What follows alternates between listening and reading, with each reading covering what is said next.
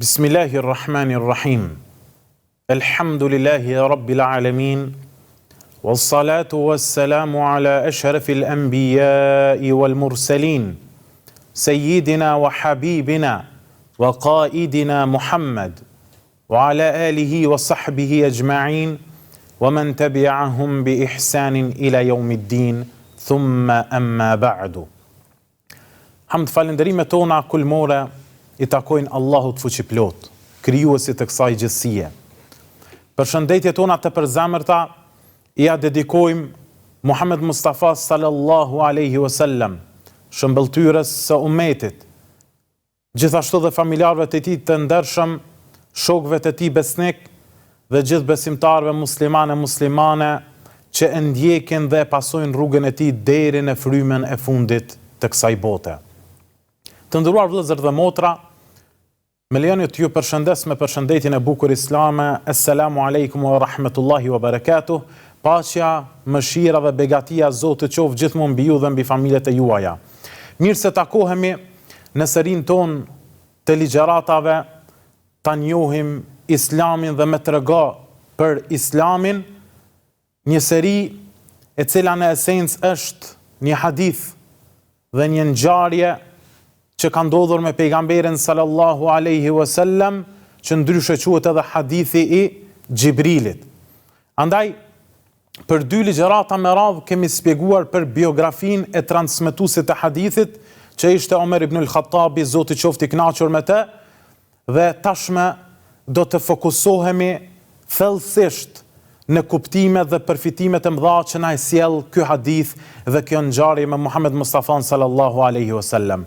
Andaj, thot Omeri radiallahu anhu, derisa ne ishim ulur me Muhammedin alayhi salam një ditë, erdhi pa pritmas një person me tesha të bardha, me flokë të zeza dhe nuk dalloheshin tek ai gjurmë të udhëtimit. Dhe asnjëri nga ne nuk e njehte atë. Derisa erdhi dhe ul tek pejgamberi sallallahu alaihi wasallam dhe i afroi gjunjët e tij me gjunjët e pejgamberit alayhis salam dhe i vendosi duart e tij mbi kofshët e pejgamberit alayhis salatu wassalam dhe tha: "Ja Muhammed, akhbirni anil Islam." O Muhammed, më trego çka është Islami. Të nderuar vëllezër, do të fokusohemi në këtë ligjërat, në këtë pjesë të hadithit që është fillimi i këtij hadithi. Andaj fjala dhe fraza e parë e Omerit ishte: përderisa ne ishim një ditë duke qëndruar me pejgamberin alayhis salam, hyri një person. Nga kjo fjali e Omerit nënkupton se sahabët e pejgamberit sallallahu alaihi wasallam, një pjesë të madhe të kohës së tyre, ata e shfrytëzonin duke qëndruar me profetin e Zotit Muhammedin sallallahu alaihi wasallam. Andaj, siç thon dietarët islam, shokët e Muhammedit alayhis salam tërë kohën e tyre ose e shfrytëzonin duke qëndruar me Muhammedin alayhis salam, ose duke mësuar nga morali i tij, ose duke mësuar në lëndët dhe shkencat islame siç janë fiqhu, akidja, besimi e shumë gjëra të tjera. Pra, kjo tregon që sahabët, shokët e Muhammedit alayhis salam, pjesë të madhe të tyre e çonin me vetë Muhammedin sallallahu alaihi wasallam. Pra përderisa ishim një ditë me Muhammedin alayhis salam dhe Omeri, siç e kemi thënë edhe në ligjëratën e kaluar, thonë kështu: e merrja një shok timin nga ansarët dhe shkoja tek pejgamberi sallallahu alaihi wasallam për të mësuar atë që i zbriste prej ajeteve. Një ditë shkoja unë dhe mësoja diçka prej ajeteve, e në ditën tjetër kur nuk kisha mundësi që të shkoj, e dërgoja shokun tim nga ansarët që pastaj ai të më tregoj se çka ka mësuar dhe çka i ka zbritur pejgamberit sallallahu alaihi wasallam. Pra, nuk e linte asnjë moment dhe asnjë çast duke mos e shfrytzuar në dije dhe në kërkimin e kënaqësisë së Allahut subhanahu wa taala. Dhe kështu ishin të gjithë shokët e pejgamberit sallallahu alaihi wasallam. Vazhdon Omeri në hadithin e Gjibrilit dhe thot: derisa hyri një burr me tesha të bardha dhe me flok të zeza, që tregon të nderuar vëllezër dhe motra besimtare se njeriu muslimani duhet të jetë i pastërt në vendet që qëndron, sidomos në udhëtimet ku ka mundësi të ballafaqohet me njerëzit, preferohet në islam dhe është prej gjërave më të mira dhe të pëlqyera që njeriu të vesh rroba të bukura, rroba të mira të pastërta dhe mbi gjitha të jetë trupi i tij i pastërt. Nga se Islami njërën prej parimeve të tij e ka pastërtinë. Për këtë arsye Allah Azza wa Jall i ka jap rëndësi pastërtisë dhe gjysma e imanit është pastërtia. Për këtë arsye hyn një person, një beduin nga shkretira dhe i ka teshat e pastërta. Në esencë, në kohën e pejgamberit alayhi salatu vesselam, një njeri që vjen nga udhëtimi ka pas mundësi që të zhytej, ka pas mundësi që t'i bënte rrobat e tij me pluhur, sepse në atë kohë nuk ka pas mjete të transportit përveç deveve e forma të ndryshme dhe të njëjtën kohë nuk ka pas rrugë të asfaltuara siç i kemi ne sot, për këtë arsye ka qenë e pamundur që njeriu mos t'i bëj teshat e tij pra të pluhurosura kështu me radhë. Andaj çuditën një njeri me tesha të bardha, që tregon se muslimani duhet të jetë i pastërt në rrobat e tij dhe në trupin e tij. Dhe pejgamberi sallallahu alaihi wasallam në esencë e ka dashur rrobën e bardhë. Në njërin prej haditheve të nderuar vëllezër dhe motra, pejgamberi sallallahu alaihi wasallam thot: "Khairu thiyabikum al-bid." Tesha dhe rroba më e mirë për juve është e bardha. Nuk nënkupton që ngjyrat e tjera të rrobave janë të papreferuara apo janë të ndaluara, sepse në esencë çdo ngjyrë është e lejuar në islam, përveç atyre ngjyrave të cilat e tërheqin vëmendjen dhe janë të ndezura fuqishëm, përndryshe çdo ngjyrë në esencë në islam lejohet, por pejgamberi sallallahu alaihi wasallam e ka dalluar ngjyrën e bardhë dhe tha: "Rroba më e mirë që e vishni ju është e bardha." Në transmetime të tjera të nderuar vëllezër thot: "Ilbisu thiyab al-bida." Visheni rrobën e bardhë, wa kaffinu bihi mautakum. Dhe të njëjtën kohë edhe çefinosni me të vdekurit tuaj.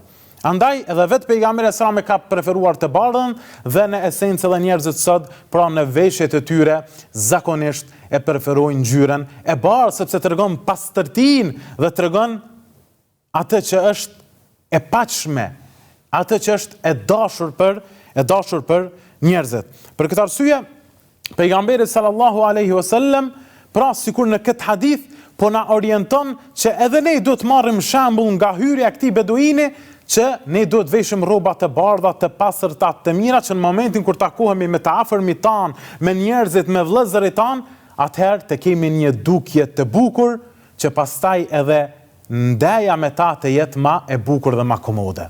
Andaj, hyn ky person me tesha të bukura, me flok të zeza, dhe nuk dukej në të ndonjë shaj e udhëtimit, derisa u ul tek pejgamberi sallallahu alaihi wasallam dhe i vendosi gjujt e tij me gjujt e pejgamberit alayhis salam dhe duart e tij tek kofshët e pejgamberit sallallahu alaihi wasallam, dhe këtu dietarët të nderuar vëllezër kanë komentuar dhe nuk janë të njëjtit mendim se ai ka vendosur duart e tij mbi kofshët e pejgamberit alayhis salam.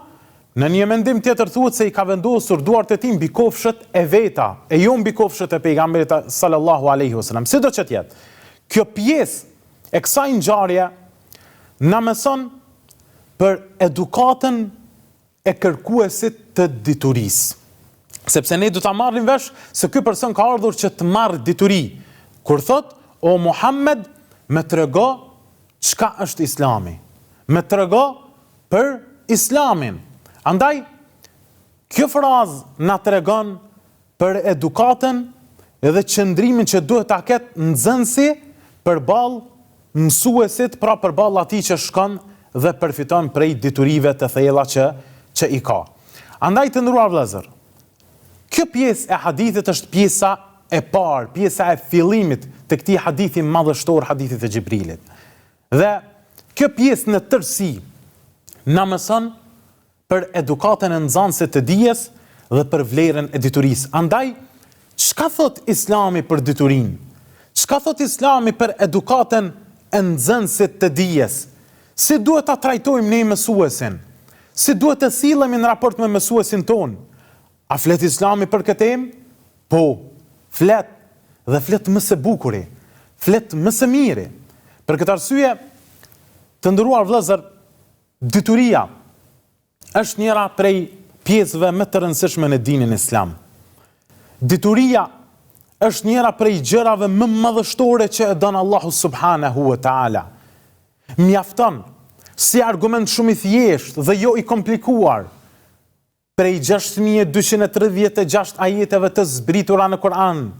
Fjala e parë e cila zbriti ishte Iqra bismi rabbikal ladhi khalaq. Lexo, mëso, studio Muhammed me emrin e Zotit tënd i cili krijoi çdo gjë. Pra nuk zbriti falu Muhammed, nuk zbriti fjala e parë agjëra ose shko në haxh Muhammed, por zbriti lexo, mëso, studio. Mjafton si argument pra për të sqaruar se çfarë vlere jap Islami kërkimit të diturisë. Andaj, dituria është gjëja më e lartë që e kërkojnë kërkuesit. Dituria, të nderuar vëllezër dhe motra, është gjëja më e shtrenjtë që e posedon njeriu. Dituria është ajo që Allahu subhanahu wa taala e bën diferencën mes njeriu të ngritur te Zoti dhe njeriu të rëndom dhe të thjesht tek Allahu azza wa jall. Siç Allahu subhanahu wa taala tha në Kur'anin famlar, "Qul hal yastawi alladhina ya'lamuna wal ladhina la ya'lamun." Thuaj, a janë të barabartë ata që dinë me ata që nuk dinë? A janë të barabartë ata që lexojnë me ata që nuk lexojnë? A janë të barabartë ata që ulen në gjunjët e tyre për të mësuar tek dietarët me ata të cilët rrinë shtrirë dhe nuk interesohen për ta ngjallur diapazontin e tyre të diturive, për ta ngjallur mendjen e tyre? Kurse se nuk janë të barabartë. Sa nuk janë të barabartë dita me natën, sa nuk është barabartë qielli me tokën, sa nuk janë të barabartë të nderuar vëllezër njerëzit që kanë dije dhe njerëzit që nuk kanë dije. Pra nuk ka mundësi që ata të bashkohen në një vend. Nuk ka mundësi që ata të jenë të njëjtë tek Allahu subhanahu wa taala, por as nuk janë të njëjtë edhe tek njerëzit që i rrethojnë ata. Andaj, pra Allahu azza wa jall dëshiron me na tregu që të Zoti dhe të njerëzit dallon ai që kërkon dituri me atë i cili nuk kërkon dituri. Gjithashtu të nderuar vëllezër, për ta ngritur kërkuesin e diturisë, Allah azza wa jall e krahasoi dëshminë e tij, pra Zoti e krahasoi dëshminë e tij me dëshminë e atij që kërkon dituri dhe bëhet dietar. Thot Allahu azza wa jall, shahidallahu annahu la ilaha illa huwa wal malaikatu wa ulul ilmi qaiman bil qist. Allahu dëshmoi që nuk ka zot tjetër përveç tij, që meriton të adhurohet me merit. Për këtë dëshmuan edhe melaiket, dhe për këtë dëshmuan edhe kërkuesit e diturisë dhe dietarët, që të cilët dëshirojnë ta vendosin drejtësinë dhe barazinë. Andaj Allah azza wa jall dëshminë e tij dhe të melajkeve e krahasoi edhe me dëshminë e dietarëve dhe të atyre që u është dhënë dituria. Dituria, të nderuar vëllezër, është një mundësi për të ngritur në drejgje dhe shkallë të larta tek Allahu azza wa jall. Po, është të vërtet që Allahu ata që besuan me një besim të sinqert i ngrit në pjedestale të larta, por atyre që është dhënë dituria së bashku me besim, i diferencon dhe i dallon në një diferencë shumë të lartë. Për këtë arsye Allahu azza wa jall tha: "Yarfa'illahu alladhina amanu minkum walladhina utul ilma darajat." Allahu azza wa jall ata që besuan te Zoti i ngrit lart, por atyre që ju ka dhënë dituria bashkë me besimin në Zot, i ngrit edhe më lart në pjedestale shumë të larta. Gjithashtu të nderuar vëllezër, motra, ju që ende jeni duke neglizhuar kërkimin e diturisë, ju që ende jeni duke u stopuar nga ngritja tek Allah Azza wa Jall përmes diturisë. Rruga e cila të shpije lehtë në xhenet është rruga e diturisë. Thot pejgamberi sallallahu alaihi wasallam, men selaka tariqan yaltamisu fihi ilman sahhala Allahu lahu bihi tariqan ila al-janna. Kush e merr rrugën për kërkimin e diturisë, Allahu do t'ja lehtësoj rrugën për në xhenet. Wa inal malaikata la tad'u ajnihataha li talib al-ilm. Dhe melaikat i shtrin krahët e tyre si knatësi për nxënësin dhe kërkuesin e diturisë. Për këtë arsye, thot Imam Kurtubiu të nderuar vëllezër në komentimin e këtij hadithi, melaikat i shtrin krahët e tyre për kërkuesin e diturisë, kuptohet në dy kuptime. E para, i shtrin krahët e tyre, nënkupton, pra krahët e rahmetit dhe dashurisë ndaj kërkuesit të diturisë. Sepse Allahu e don atë, Allah e mëshiron kërkuesin e diturisë, andaj me lajket i shtrin krahët e tyre për kërkuesin e diturisë.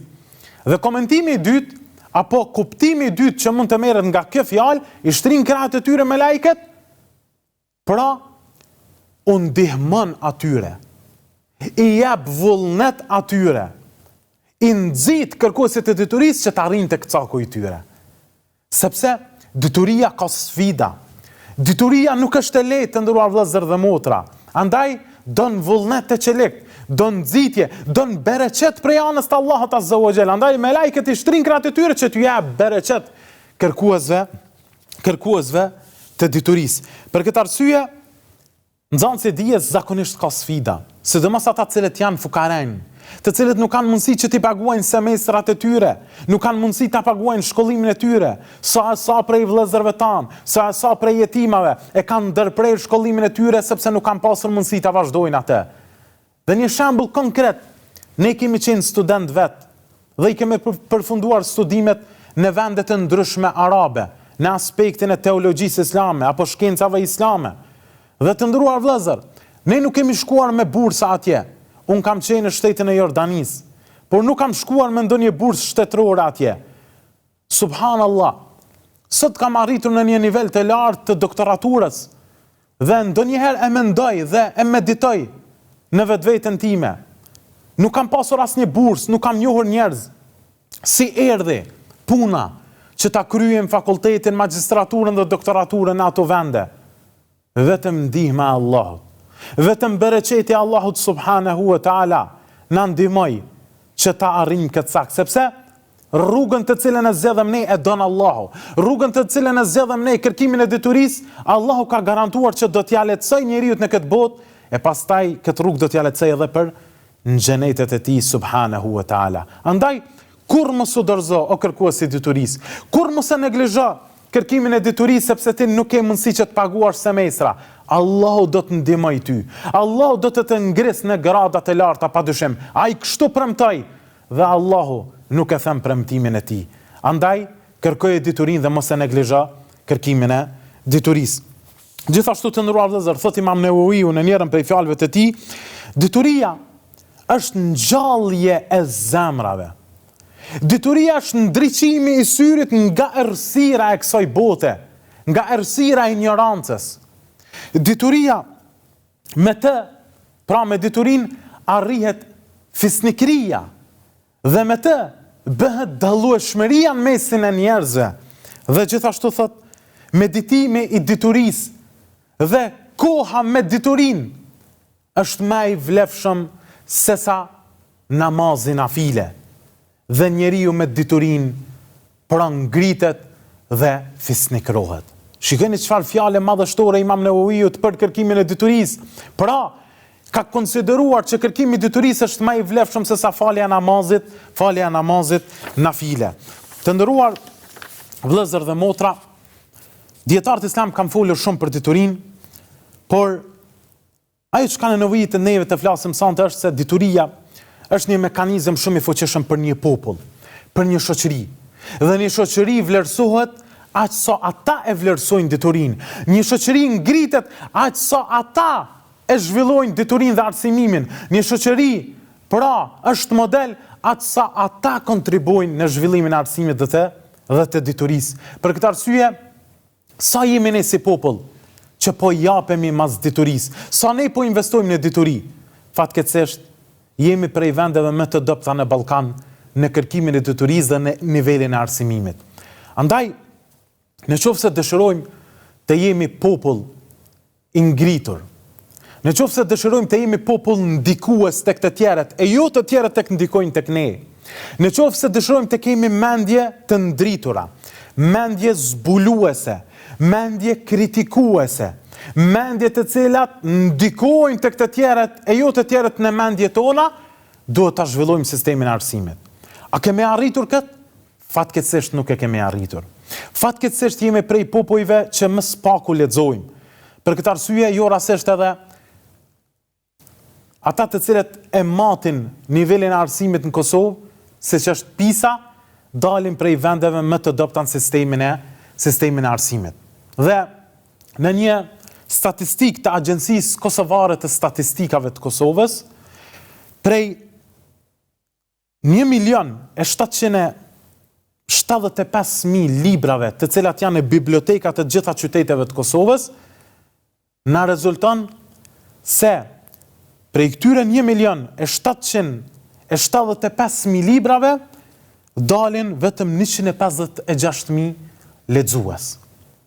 Pra, që është një dozë shumë e vogël, një numër shumë i vogël i lexuesve në Kosovë. Sa jemi afro 2 milion njerëz, pra vetëm 156.000 pra janë ata të cilët kanë marrë dhe kanë lexuar libra. Gjithashtu të nderuar vëllezër, në një anketë të cilën e kemi lexuar më herët, kur janë pyetur kosovarët në kohën e fundit, se cili është libri i fundit që e keni lexuar, ose a keni lexuar ndonjë libër gjatë vitit, 45% të kosovarëve janë përgjigjur që asnjë libër nuk e kemi lexuar gjatë vitit.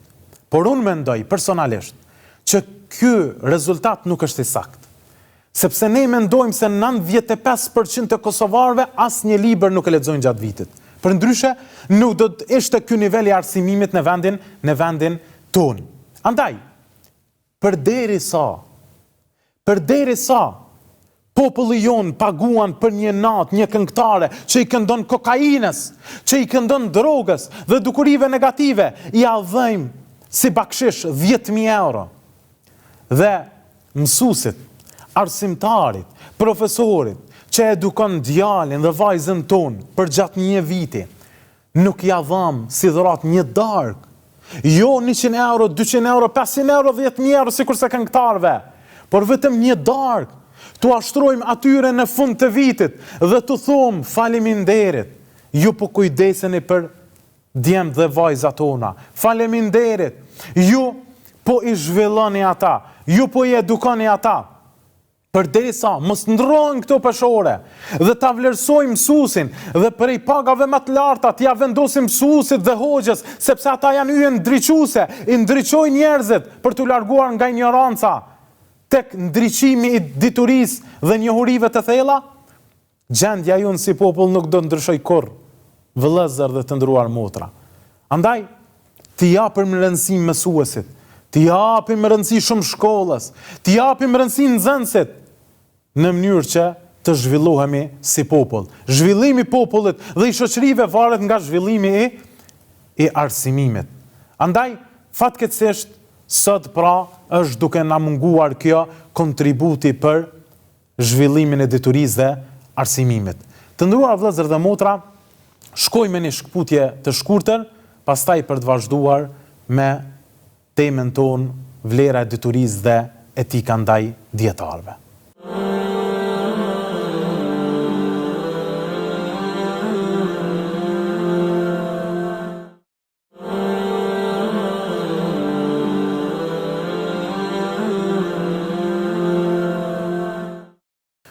Të nderuar vëllezër dhe motra, vazhdojmë me trajtimin ton të serisë së ligjëratave Hadithi Gjibrilit.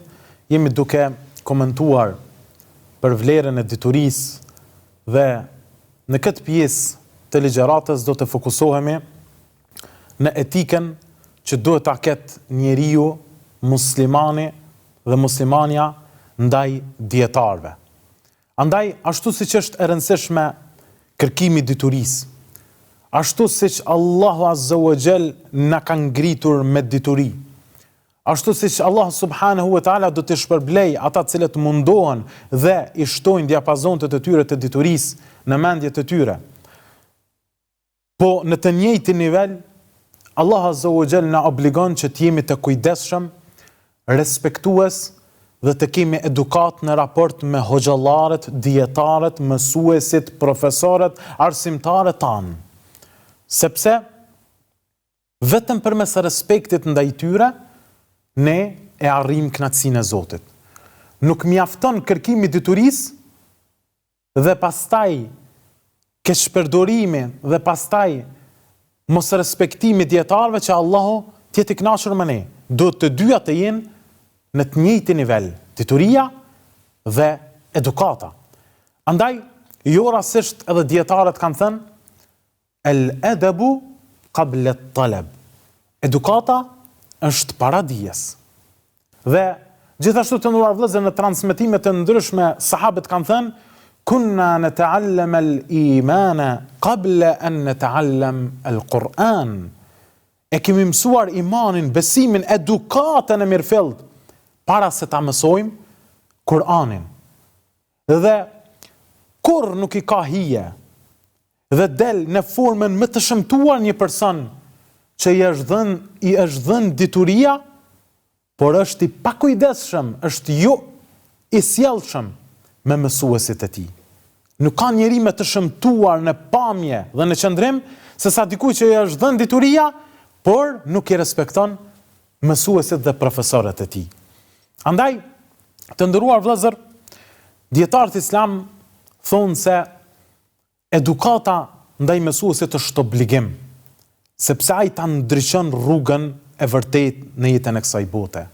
Ai duhet të respektohet, ai duhet të vlerësohet, e asesi të nënçmohet dhe të nënvlerësohet.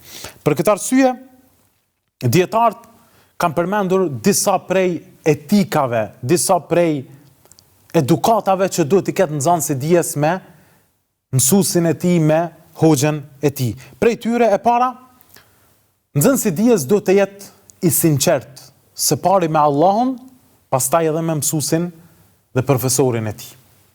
Sepse vetëm sinqeriteti dhe qëllimi i sakt në kërkimin e diturisë dhe në raport me mësuesit e bën veprën tënde të pranuar të Zotit. Përndryshe, lodhesh kot. Përndryshe, do mundohesh kot. Përndryshe, do të harxhosh para kot, sepse Allahu nuk e pranon punën tënde nëse nuk je i sinqert. Pejgamberi alayhis salam thot innamal a'malu binniyat. Veprat shpërblehen sipas qëllimit. Nëse qëllimi yt përmes diturisë është kënaqësia e Zotit, përmes diturisë është vlerësimi i hoxhës dhe mësuesit tënd, do të arrish këtë qëllim. E nëse është në vlerësimin e tij, atëherë në ditën e gjykimit dituria jote do të jetë argument kundër teje, jo pro teje. Allahu na ruaj. Për këtë arsye, ishte një xhamatli në kohën bashkëkohore, i cili ishte i nevojshëm për dituri. Kishte nevojë që të mësonte të shkruani atë Kur'an dhe ta mësonte mirë leximin e Kur'anit, që të hynte në Kur'an dhe të merrte sevape. Por nuk e donte hoxhën e tij. Dhe ajo vrehej nga fytyra dhe mimikat e fytyrës së tij. Dhe një ditë hoxha i thot, më trego sinqerisht. A më respekton edhe a më don mua apo ka ardhur me një qëllim tjetër? I tha hoxh, unë diturinë fetare e marr prej krejt tjetër kujt. Unë nuk e marr prej teje fen. Por kam nevojë që të mësoj shkruani atë Kur'anit, andaj më duhet më ardh tek ti. Hoxha nervozohet, hoxha hidhrohet dhe pastaj e largon nga mezlisi. E largon nga mësimi diturisë. Dhe pastaj ai person, ai xhamatli mbetet pa e mësuar bukur leximin e Kur'anit me ndonjë hoxhë. Pse? Sepse ai nuk e donte sinqerisht hoxhën e tij. Ai e shfrytëzonte hoxhën e tij vetëm për vetveten e tij. E kjo nuk është e sinqert. Andaj hoxhën tënd, mësuesin tënd, profesorin tënd duhet ta duash dhe duhet ta konsiderosh mësuesin në vendin e babait tënd, në vendin e prindrit tënd. Sikurse pejgamberi sa më tha, unë për juve jam sikur se babai, uallimukum, mësoj juve, innama bu'ithtu muallima, unë jam dërguar mësues i njerëzimit. Andaj, mësuesi duhet të jetë në vendin e babait.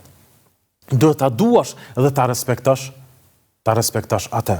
Për këtë arsye, të nderuar vëllezër, pra njeriu duhet ta doj dhe ta respektoj ani pse mundet me qenë jo shumë i dijshëm mësuesi dhe hoxha jot, por ti duhet ta respektosh atë, sepse mjafton ty si begati që Zoti ta ka mësuar të mësosh tek dikush që din më mirë se ti.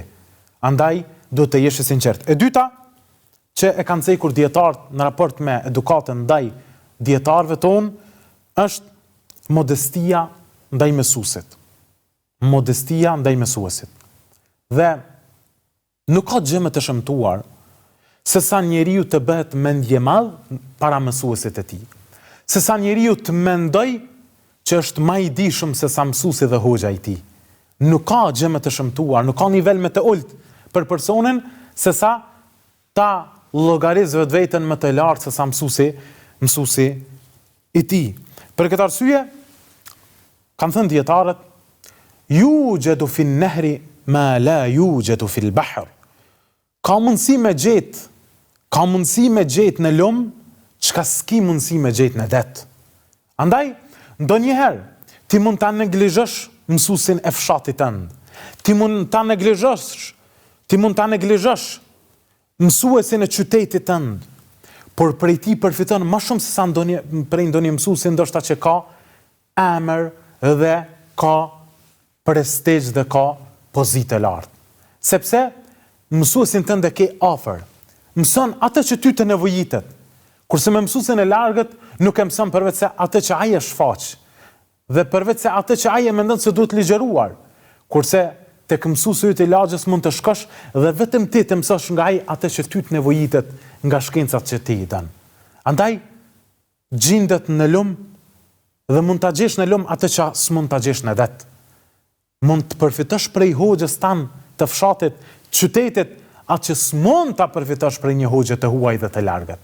Por jo rastisht kanë thënë, mësuesi i mirë është larg, hoxha i mirë është larg, sepse njerëzit në kohën tonë janë mësuar që ta neglizhojnë dietarin e rrethit të tyre dhe gjithmonë e vlerësojnë atë që është i huaj. Andaj kjo është një dukuri dhe smundje bashkëkohore të cilën lutim Zotin që të na përmirësoj. Për këtë arsye të nderuar vëllezër, pra, njeriu duhet të jetë modest. Dhe thot Imam Buhariu, Zoti qoftë i kënaqur me të, njeriu i cili është i ditur dhe njeriu që konsiderohet nxënës i dijes me të vërtetë është ai që mëson nga ai që ka dije më shumë se ai, mëson nga ai që ka dije sikur se ai dhe mëson nga ai që ka dije më pak se ai. Sepse qëllimi i tij është kërkimi i diturisë. Kudo që e gjen kërkimin e diturisë duhet ta marrë. Pra, el-hikmatu dalatul mu'min, ayna wajadaha akhadhaha. Urtësia dhe dituria është një gjë humbur e besimtarit. Ku ta gjej duhet ta marrë atë, duhet ta grabis atë, sepse me të lartësohet, me të ngritet, me të dallohet nga njerëzit e tjerë në jetën e kësaj bote dhe të botës tjetër. Andaj, duhet ta marrë qoftë edhe nëse është nivel më i ulët se sa ti, sepse nga dituria nuk bëhet dam, pra nuk i bëhet dam askujt. Për këtë arsye të nderuar vëllezër, shumë prej njerëzve të mëhershëm shkonin tek mësuesat e tyre dhe i donin ata dhe ishin modest ndaj tyre dhe japnin sadaka për ta. Dhe pastaj thonin o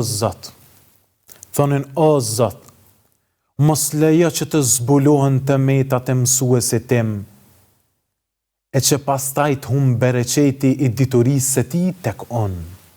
O Zot, mos lejo që të dalin e shesh të metat e mësuesit tim, e pastaj të humbë bereqeti i diturisë së tij tek unë. Shikojeni se çfarë qasje ndaj mësuesve dhe ndaj diturisë. Andaj, të nderuar vëllezër, prej edukatës e kërkimit të diturisë, siç e kanë thënë dietarët, është edhe që hoxhën ton, mësuesin ton, profesorin ton, mos ta thrasim me emrin e tij të përveçëm. Pra, ta thrasim në emër, o filan. Mësuesin do ta thrasim me fjalë më të bukur, o mësues. o hoxh, o dietar, o profesor, e emra të ndryshëm edhe o baba, sepse mësuesi thamë që është në vendin e babait. Andaj, këta janë emra me cilët ngritet mësuesi. Këta janë emra që më së bukuri i takojnë një nxënësit të diturisë që ta thërras mësuesin e tij. Andaj nuk është prej edukatës e mirëfill që ne ta thrasim me emrin e tij, sikurse që ne e kemi shok atë, sikurse ne kemi qëndruar me të dhe kemi ruajtur bagtit me të. Ne duhet ta bëjmë diferencës mes nxënësit dhe mësuesit.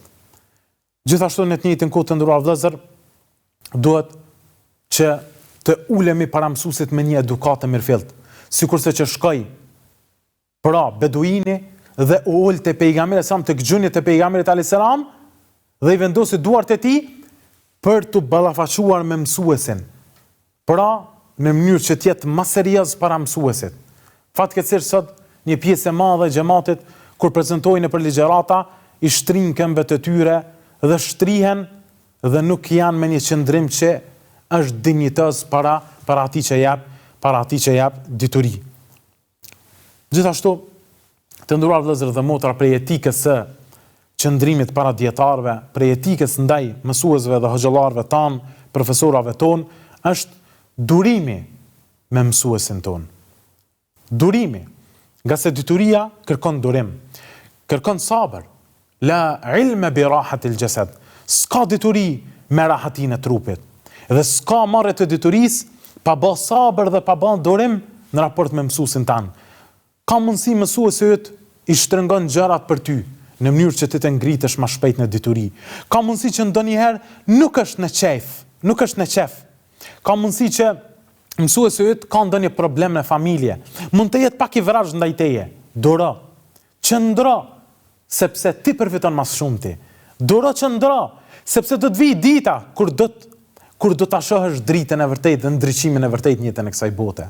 Andaj, duhet të bash sabër pa marrë parasysh pra se me çfarë trajtimi pra të trajton mësuesi yt. Musa alayhis salam, kur shkoi me Khidrin alayhis salam për të kërkuar dituri, i tha Khidri, ti nuk ke mundësi me bë sabër dhe durim me mua. Çka tha Musa? Se tajiduni insha Allahu sabira wala a'si laka amra. Tha, me lejen e Zotit kemë më gjetë mu durimtar, sepse unë dua që të kërkoj dituri. Kam vullnet që të kërkoj dituri, do të më gjesh mua durimtar, pa marrë parasysh sprovave.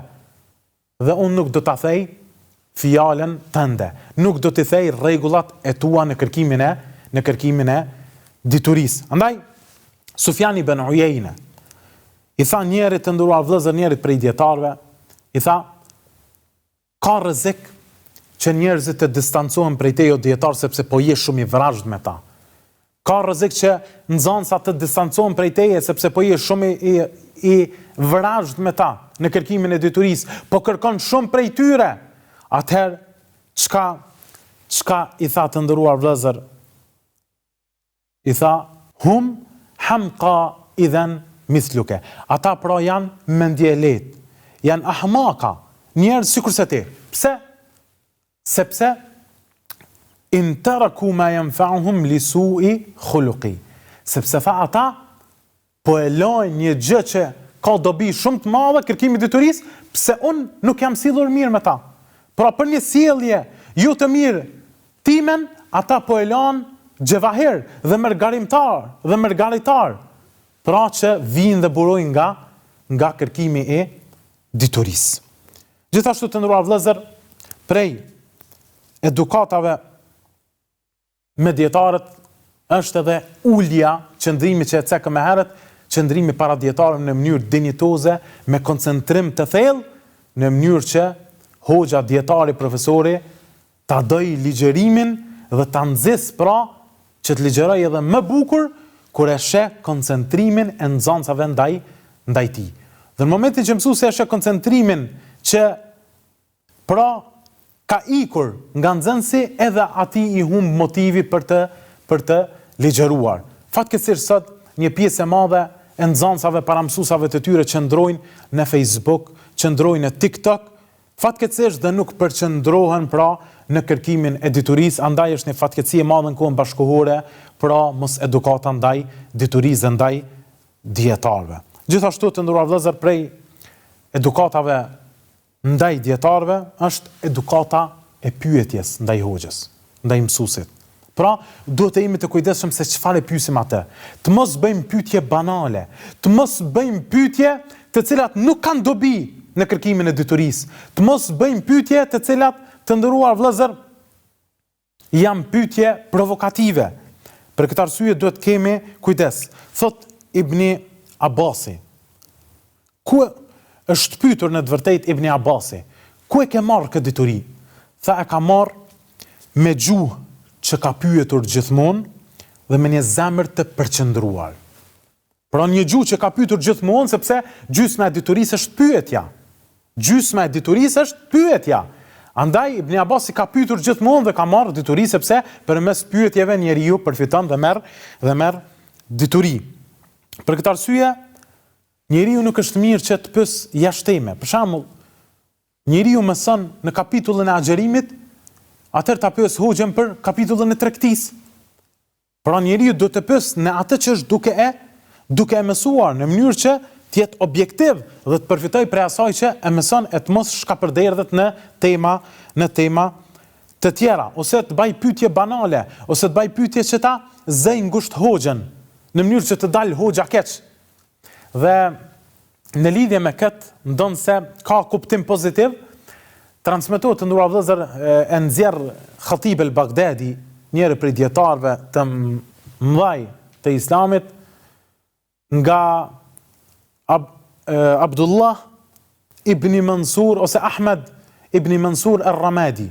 Thot, ishe me Yahya ibn Ma'inin dhe Ahmed ibn Hanbalin, dy kolos të mëdhej, gjigant të shkencës së hadithit dhe të Islamit në përgjithësi. Dhe me ta shkuam tek Ebu Nuaimi, edhe ky dietar i madh i hadithit pejgamberit sallallahu alaihi wasallam. Dhe qëndruam tek ai, tha Yahya ibn Ma'ini, dua ta provoj në dituri Ebu Nuaimin. A është i fortë në hadith apo nuk është i fortë?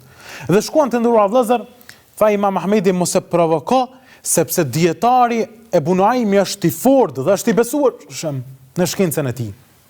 Dhe të nderuar vëllezër, kur shkuan tek ai, Ebu Nuaimi i kishte shkruar 30 hadithe, pra ishin hadithet e tij që i kishte transmetuar. I merr Yahya ibn Ma'ini, ulet bashkë me Ahmed ibn Hanbalin dhe fillon që t'i lexoj hadithet e Ebu Nuaimit. I lexon 10 hadithet e para dhe hadithin tjetër e shton, hadithin e fundit e shton një hadith nga vetvetja e tij. Ebu Nuaimi në 10 të para të hesht. Por kur e lexon një hadith tjetër gabim, i thot, ky hadith nuk është hadith im që e kam transmetuar. Vazhdon 20 hadithet e dyta, mirë, hadithin e fundit e provokon dhe e sjell një hadith tjetër që nuk e ka transmetuar Ebu Nuaimi. Dhe Ebu Nuaimi thot, ky nuk është prej hadithit që unë e kam transmetuar. Dhe fillon që t'i skuqet fytyra Ebu Nuaimit. Dhe i thot, sa i përket Ahmed ibn Hanbalit, nuk ka mundësi që Ahmed ibn Hanbali ta bëj këtë sepse është dietar i madh. Sa i përket këtij tjetrit, që është Ahmed ibn Mansur al-Ramadi, ky nuk ka shumë aftësi me i bën këto trika dhe këto hile. E unë po mendoj që këtë hile e ke bë ti dhe këtë vepër e ke bë ti, o veprues. Dhe në mënyrë qesharake e nxjerr të nderuar vëllezër shkelmin e tij dhe e godet derisa rrëzohet Yahya ibn Ma'ini. I thot Imam Ahmedi dhe del pastaj largohet Ebu Nuaimi. I thot Imam Ahmedi, o Ibn Ma'in, atë thash që ky është dietar i madh dhe i besueshëm? Tha vallahin, tha Ibn Ma'in, shikojeni të nderuar vëllezër dashurinë për diturinë dhe dietar. Tha vallahin, shkelmi i cili më shkelmoi është më i dashur tek unë sesa distancimi dhe largimi nga ky dietar, për të mos e marrë vesh se çfarë dije dhe diapazon të gjerë ka. Andaj, shkelmi i tij është më i dashur tek unë sepse e morra vesh se çfarë dije dhe diapazon të gjerë ka Ebu Nuaimi. Andaj, do të kemi kujdes, mos i provokojmë dietarët dhe hoxhallarët tanë. Gjithashtu të nderuar vëllezër, prej edukatave të kërkuesit të diturisë ndaj dietarëve, siç kanë përmendur dietarët islam, është edhe pastrimi, veshja rrobave më të bukura dhe parfymosja e trupit. Sepse është prej edukatës që nxënës si diturisë, kur shkon tek dietari të shkoj me rrobat dhe pamjen më të bukur, të shkoj me erën më të bukur, sepse edhe sahabët kanë qenë të kujdesshëm që të jenë para pejgamberit alayhis salam me rrobat më të bukura, dhe vetë hadithi i Xhibrilit tregon që ka shkuar me rroba të bardha, me flok të zeza, pra me një pastërti dhe është ul para pejgamberit sallallahu alaihi wasallam. Andaj ky hadith na ka treguar më së bukuri që duhet kemi edukat dhe të jemi të parfymosur dhe të veshim rrobat më të bukura para hoxhallarëve, dietarëve dhe mësuesave dhe profesorave tan. Për këtë arsye transmetohet të nderuar vëllezër se është thënë për Imam Ahmedin: nuk kena pa njeri me rroba më të pastërta, njeri me aromë më të bukur dhe me pamje fizike më të bukur kur ka dhënë dituri se sa Imam Ahmedi. Pra ai ka dhënë dituri. E çka ta mërmend aty si nxënës i dijes, ai ka qenë mësues, po ti si nxënës i dijes, si duhet të jesh para mësuesit dhe para profesorit tënd.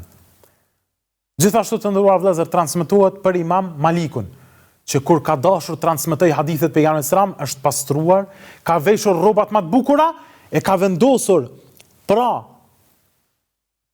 takijen dhe kapuçin e hoxhallarëve dhe ka dalur në xhamat si shaj e respektin ndaj diturisë dhe kërkimit të hadithit pejgamberit sallallahu alaihi wasallam. Andaj edhe ne si nxënës të diturisë duhet jemi të kujdesshëm se si dalim para mësuesve tan. Muhammed ibn Hasan al-Shaybani, prej dietarët të mëdhëbit Hanefi, njëri prej nxënësve më të mirë të Imam Ebu Hanifës, Zoti qoftë i kënaqur me gjithta, të nderuar vëllezër, transmetohet se ka kërkuar shumë dituri, dhe njëra prej edukatave dhe etikave të diturisë është që të kërkojmë thellë dituri.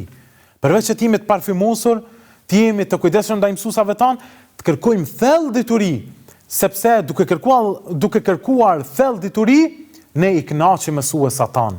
Ne të nderuar vëllezër i nxisim që ata të na mësojnë edhe më shumë. Andaj transmetohet për Muhammed Hasan al-Shaybanin, i cili duke kërkuar dituri aq shumë i fuste këmbët e tij në ujë të ftohtë që të mos se zej gjumi për të kërkuar edhe gjatë natës dituri. Transmetohet të nderuar vëllezër që ka pasur prej gjeneratave të mëhershme që kanë thënë vetëm 2 ditë më ka ik pa kërku dituri. Ditën kur jam martuar dhe ditën kur më ka vdek nana. Gjithashtu transmetohet të nderuar vëllezër prej njerëzve të mëdhaj, të cilët e kanë dashur diturinë, që kanë mbajtur ligjërata 14 herë në javë. Transmetohet të nderuar vëllezër prej dietarëve të mëdhaj që më shumë kanë shënuar libra se sa që kanë jetuar. Gjithashtu transmetohet të nderuar vëllezër prej dietarëve të mëdhaj, të cilët aq shumë kanë kërkuar dituri, saqë duke kërku dituri, duke ngrënë hurma, kanë vdekur nga ngrënia e hurmave, sepse janë koncentruar në kërkimin e diturisë dhe kërkimin e haditheve të pejgamberit sallallahu alaihi wasallam, dhe për këtë transmetohet për Imam Muslimin. E shumë raste gjigante që na bëjnë të ditur dhe na bëjnë të përfitojmë se kërkimi i diturisë është prej gjërave më madhështore në dinin islam, dhe se prej edukatës së kërkuesit të diturisë është që ai të kërkojë dituri thellë që ta kënaq prindin e tij, ta kënaq mbi gjitha mësuesin e tij. Andaj, në qoftë se Zoti të ka jap pasuri që të dallosh nga njerëzit, nëse Allahu të ka jap dituri, falenderoje shumë.